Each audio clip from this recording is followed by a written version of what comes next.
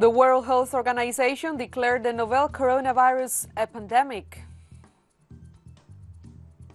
Former Vice President Joe Biden won more delegates in the U.S. Democratic primary elections on Tuesday, leaving Bernie Sanders trailing behind.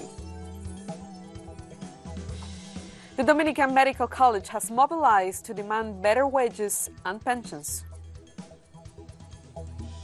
From the headquarters of Telesur English in Havana, Cuba, this is From the South. I'm Cristina Escobar.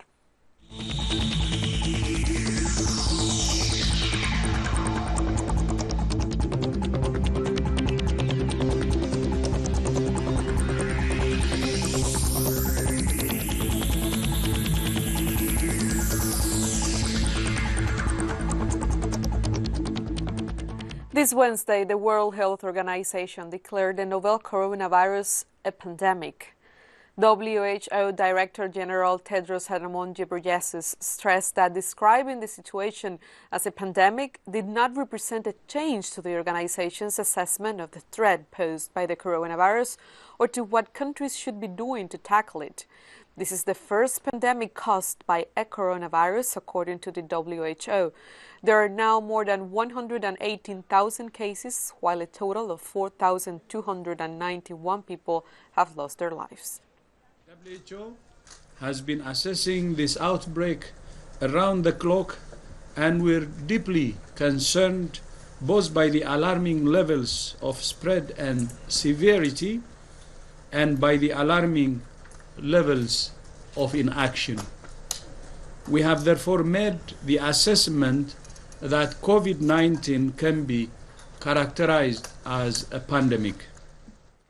Panama's health ministry confirmed the country's first death from the coronavirus on Wednesday, as well as 7 new positive cases of infection.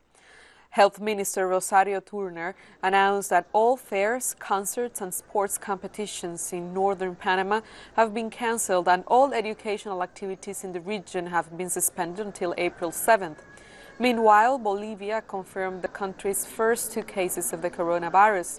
Health Minister Aníbal Cruz explained at a press conference that the 2 female patients had recently traveled to Italy.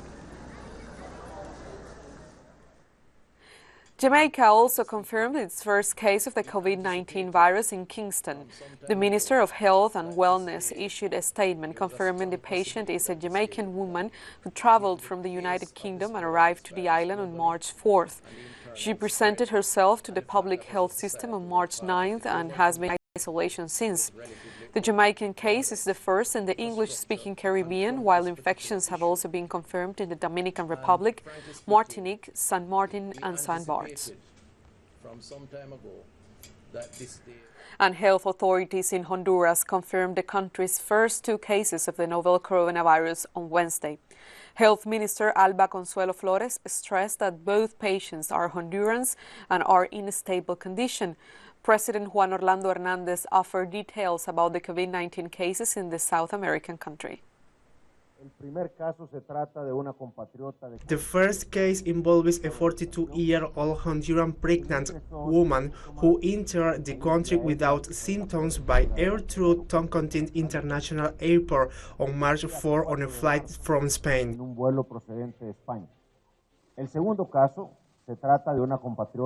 The second case involves a 37-year-old Honduran woman who entered the country on March 5 by air from San Pedro Sula's Ramón Villeda Morales Airport on a flight from Switzerland, having passed through the United States.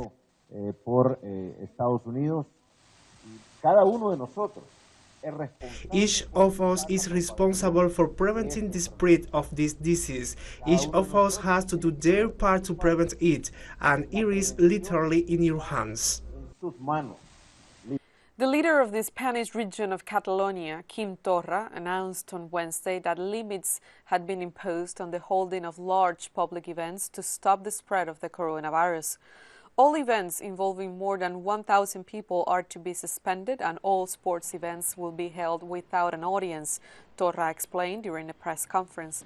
The Spanish Health Ministry confirmed 124 COVID-19 cases in Catalonia as of Tuesday afternoon.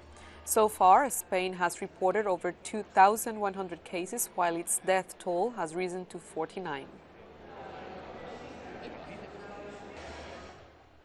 A South African interministerial committee briefed journalists on the coronavirus situation in the country late on Monday. This comes after 13 cases have been confirmed. I'm sure you'll appreciate that we're going The South African Health Minister, Zweli Mkhize, said that 6 more people have tested positive for the coronavirus, bringing the total number of cases in the country to 13. The first 7 cases were among a group of 10 South Africans who went on a skiing trip to Italy on March the 1st and returned on March the 3rd. All members of the group are currently in quarantine, according to health officials. South Africa's first case was a man from that group who returned from the skiing trip and tested positive last week. His wife also tested positive. The couple has 2 children, both of whom tested negative, and are now being monitored by health officials. What we are now focusing on is tracking all the contacts. As we indicated, we have already contacted a number of those who are located 2 seats ahead and 2 seats behind the flight, the seats of those who were flying with the first patient. So from that point of view, we are on course with finding out on all of those. And again, we've said that the approach on this matter is that if anyone is suspected, we then test them and note who the contacts are. Once the person becomes positive, we then test the contacts, and when the contacts are positive, we treat each one of them as at the center of the circle. Then we will then go and test each one's contacts, and then until we can get to a point where we break the circle of positive results. South African members of parliament expressed support for China during these trying times. South African President Cyril Ramaphosa applauded the Chinese for demonstrating resilience and capability. Meanwhile, the Chinese ambassador to South Africa, Lin Songtian, says there are some good news coming from China, with a sharp decline in confirmed cases. The number of both new confirmed cases and new suspected cases has been declining continuously and dramatically. And the cure rate has been rising significantly. The coronavirus was first detected last December in Wuhan, China. Globally, there are currently more than 100,000 confirmed cases, according to the World Health Organization. Johan Abrams for Telesur in Cape Town, South Africa. And after this break, we have more on the Democratic primaries in the United States. Don't go away.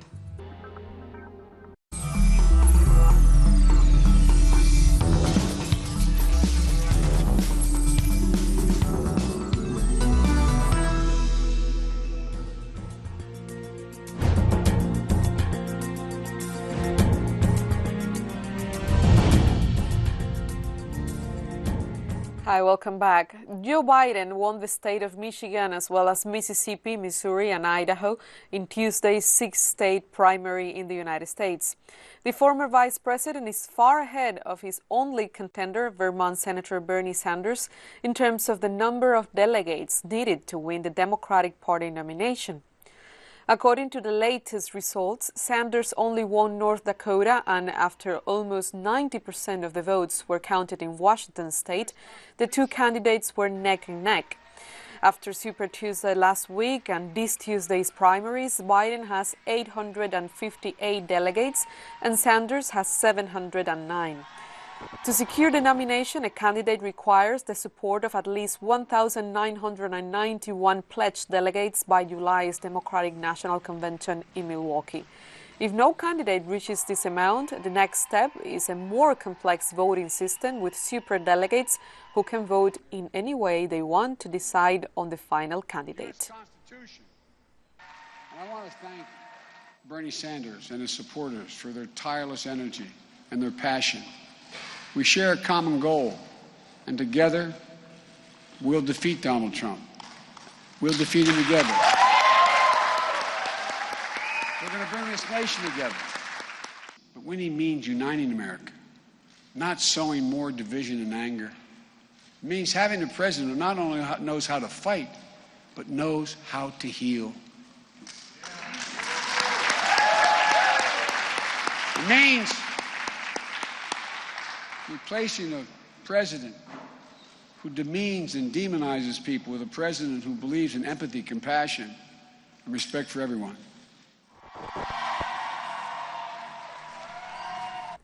This Tuesday's results indicate that the Democratic nomination race is definitely between Biden and Sanders, who recently said that he will keep fighting until the end. Our correspondent, Jorge Gestoso, has the latest developments on this. Jorge? Thank you. Bernie Sanders talked for the first time this afternoon after the mini Super Tuesday of last night, in which 6 primaries of the Democratic Party took place. 4 of them has been won by his challenger, Joe Biden. 2 of them supposedly by Bernie Sanders. We're talking about North Dakota, and in the second biggest prize of the night, we're talking about the state of Washington. Bernie Sanders, according to his count, is running ahead and feel optimistic that he's going to make it. He put emphasis that he's not retiring, that he's going to participate in this Sunday debate head-to-head with Joe Biden for the first time head-to-head. He put emphasis that he's going to play in that debate he's going to place questions very tough, especially in his key elements of his agenda. We're talking about healthcare, we're talking about climate change, we're talking about education, and he said, I'm going to put the tough questions and see what Joe Biden has to do. He feels that he has the right message, that there's a lot of people that more and more is joining their campaign, especially, he said, about the young people, the people of the future, and most definitely he believes that this campaign is far from over in terms of his possibilities. He feels very strong, and he mentions that definitely the media is trying to put him aside when in reality is not that case at all. We get back to you now.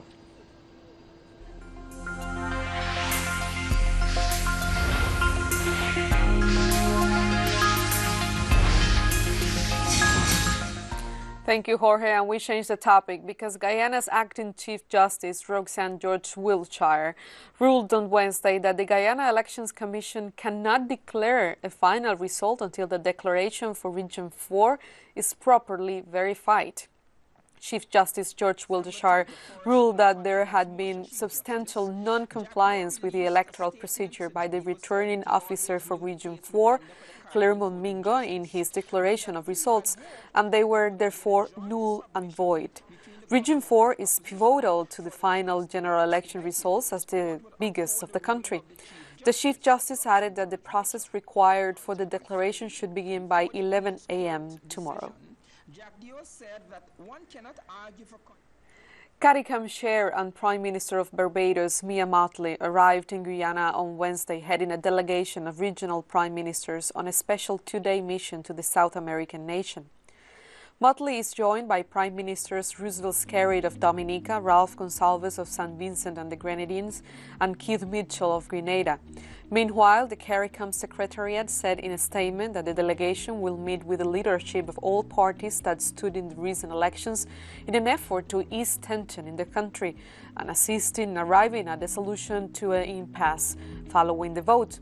Additionally, the CARICOM leaders will meet with representatives of the Commonwealth Organization of American States, European Union, and Qatar Center election observers missions. Members of the Dominican Medical College took to the streets of Santo Domingo on Wednesday and rallied in front of the National Palace to demand compliance with the agreements reached with the public health minister in February, including 13 points on wage and pension reforms. The medical union underlined that it had run out of options given the absence of answers from the health minister. In February, the union and minister signed a collaboration agreement to coordinate joint actions in order to improve the health conditions of the Dominican Republic. Among the agreements that had been reached were wage reform and the application of a pension law which establishes the retirement age and benefits. Colombia's Council of State announced on Tuesday that Colombia Humana Party lawmaker Angela Maria Robledo can return to the lower house after she was charged and dismissed for double militancy. In December 2019, Robledo was removed from the lower house following accusations that she belonged to several political organizations simultaneously. She was candidate for vice president for the leftist political proposal led by former guerrilla fighter Gustavo Petro. However, a year before the presidential elections, she had allegedly not given up the parliamentary seat she held thanks to her participation in the Green Alliance. Robledo was elected as a lawmaker in 2010, and since then she has advocated social causes such as women's and children's rights and the peace process in Colombia. At least one person was killed and 41 injured when two trains collided in Mexico City's metro system late on Tuesday, according to local authorities. The crash occurred at 11:30 p.m. local time at Tacubaya station in the west of the city. The Mexico City metro system is one of the busiest worldwide, with 1.6 billion passengers every year. Mexico City Mayor Claudia Sheinbaum said 25 people had been taken to hospital, but that none of them had sustained serious injuries. Sheinbaum noted in a post on Twitter that the crash occurred when a train slid backwards, crashing into another, adding that an investigation was on the way. Sebastián Piñera is celebrating his second year as president of Chile in the midst of wide-scale anti-government protests. Thousands of Chileans took to the streets again on Wednesday to demand the removal of President Sebastián Piñera and the reform of the current constitution, which dates from the Augusto Pinochet dictatorship, as well as a wide range of other demands in rejection of the current government's neoliberal model. The huge mobilization of International Women's Day served as a prelude to the further protests this Wednesday.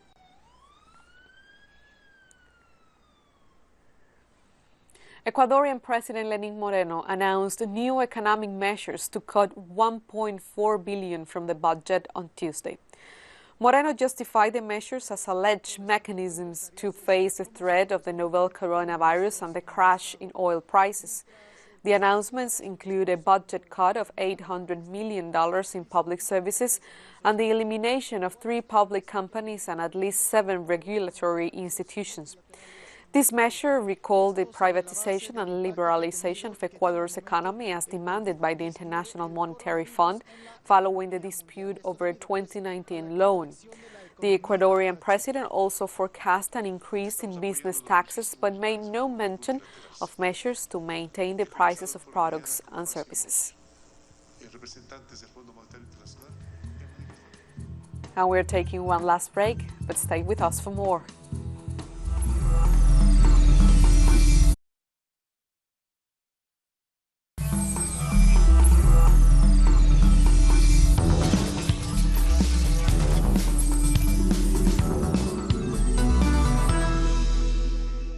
Welcome back. Russian legislators have approved a package of constitutional amendments proposed by President Vladimir Putin, which include giving sweeping new powers to parliament and stricter background checks on top officials. During the third and final reading in the State Duma or lower house on Wednesday, lawmakers passed the bill on amendments with 383 votes in favor and 43 abstentions. The bill will now be sent to regional parliaments for their consideration, where it must be supported by at least 2/3. Assuming this is successful, the Federation Council, or Upper House, is set to meet again on Saturday to approve the bill. Putin must then forward the proposed changes to the Constitutional Court, which will have 7 days to decide whether or not they are in accordance with Russia's principal law. If the court greenlights the bill, it's scheduled to be put to a nationwide vote on April 22nd. Turkish President Recep Tayyip Erdogan stated on Wednesday that Turkey will keep its border open for migrants attempting to reach Europe until the European Union meets Ankara's expectations regarding the review of a 2016 migration deal. Tens of thousands of migrants have been trying to enter Greece, a EU member state, since Erdogan announced on February 28th that they would no longer be stopped from crossing Turkey's border as had been previously agreed under the deal with Brussels in return for EU aid for Turkey's hosting of Syrian refugees. Erdogan is hoping to negotiate an update of Turkey's customs union with the EU, a revival of its stalled EU accession process, as well as further financial aid. Until all Turkey's expectations, including free movement, the opening of chapters, updating of the customs union and financial assistance, are tangibly met, we will continue the practice on our borders. Around 10,000 people have been left homeless after a devastating fire swept through one of the biggest slums in Bangladesh's capital of Dhaka, according to local police. The fire started in the densely populated Rupanagar slum in the morning and was brought under control by hundreds of firefighters after 4 hours battling the flames. Fires regularly break out in Bangladesh slums where millions live in squalid conditions. Human rights groups have alleged in the past that some shanty towns' blazes are deliberate acts of vandalism by developers seeking to free up areas to construct multi-story buildings. Police and firefighters are investigating the cause of the fire.